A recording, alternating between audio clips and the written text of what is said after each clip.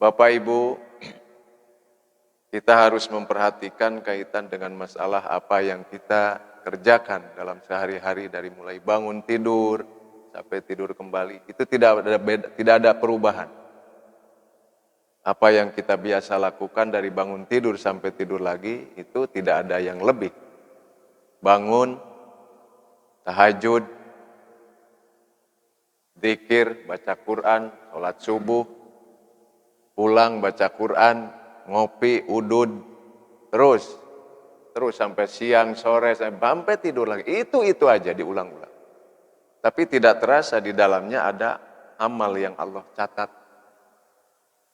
Saya ingin bersama kita untuk melihat amal yang kita kerjakan dalam seharian, itu ada buahnya adalah upah dari Allah, yaitu pahala. Tapi ada juga amal di samping dapat pahala punya dampak, punya efek, baik amal baik maupun amal buruk.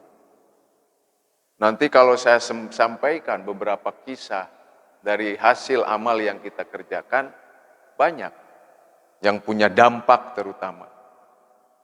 Hanya sekedar niat saja itu punya dampak, kalau Allah ridho. Makanya pantas kata Rasulullah, niatul mukmin khairum min amali. Baru saja orang mukmin itu punya rasa ada niatan baik, itu khairum min amali. Allah sudah mencatat lebih dulu daripada sebelum mengerjakannya. Baru niat saja kalau itu baik, Allah sudah catat kebaikan, kesolehan. Ketika kita ada niatan buruk, Allah tunggu dulu 9 jam sampai 24 jam sebagian ulama. Tidak langsung, itulah murahnya Allah. Satu contoh, ketika Bani Israel kelaparan, ada seseorang yang melihat melintas di pegunungan pasir, tersirat dalam hatinya, menggentes kalau bahasa kita, bergumam, andai saja ini pasir bisa jadi tepung, aku akan karungin semua ini pasir dan aku akan kirim kepada penduduk Bani Israel untuk meringankan rasa haus dan laparnya. Baru niat, baru andai-andai, satu hal yang tidak mungkin pasir bisa jadi tepung.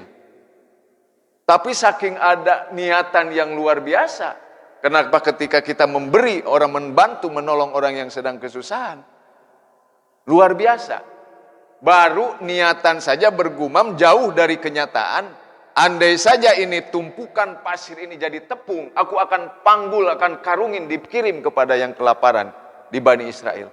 Apa kata Allah? Sampaikan Jibril kepada orang itu, aku telah mencatat itu semua pasir menjadi amalnya, karena dia ada niatan yang baik.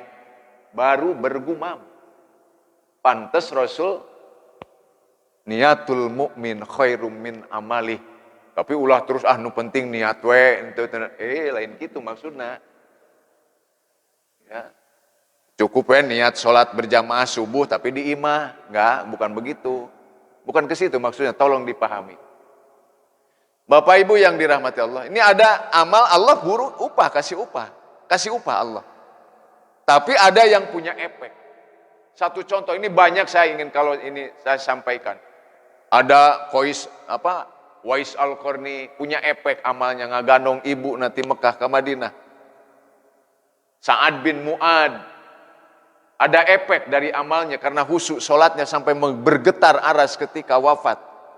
Dan bahkan satu-satunya jenazah yang dikotong, dimandikan, dikuburkan oleh malaikat adalah jasanya Sa'ad bin Mu'ad. Sampai Rasul tidak tahu di mana makam Sa'ad bin Mu'ad sampai hari ini. Wallahu alam. Kenapa? Yang memandikan, yang menguburkan, yang menyolatkan semua malaikat. Ada apa? Ada amal yang punya efek, yang punya dampak. Yazid Ar-Raqqas, dia apa? Punya amal yang berdampak. Karena dia selalu hadir di masjid, sholat berjamaah. Ketika wafat, ketika sakaratul maut, sedang sakaratul maut, terdengar suara adzan dari masjid, Allahu Akbar, Allahu Akbar. Menangis. dan meminta kepada yang menunggu, tolong aku hantarkan yang terakhir gotong ke masjid. Aku ingin sholat di masjid. Untuk yang terakhir kalinya, Yazid Ar-Raqqas yang menunggu langsung cepat, gerak cepat, membawa, menggotong, menggendong Yazid Ar-Raqqas dalam keadaan sakaratul maut, karena menginginkan kedengar suara adzan sedang sakarat. Mungkin ini sholat berjamaah yang terakhir saya di masjid. Digotongnya, baru rakaat singkat, baru rakaat pertama Yazid Ar-Raqqas wafat di waktu sujud. Ada efek. Banyak kalau saya ceritakan. Contoh-contoh. Ya, ada Sauban. Saking cinta dan rajinnya membaca sholawat kepada Rasulullah. Begitu mendengar Rasulullah wafat, kaget. Meninggal. Husnul khotimah. Sauban. Ini amal yang kita kerjakan ini ada yang cuma sekedar mendapatkan pahala. Tapi ada juga yang punya efek. Punya pengaruh.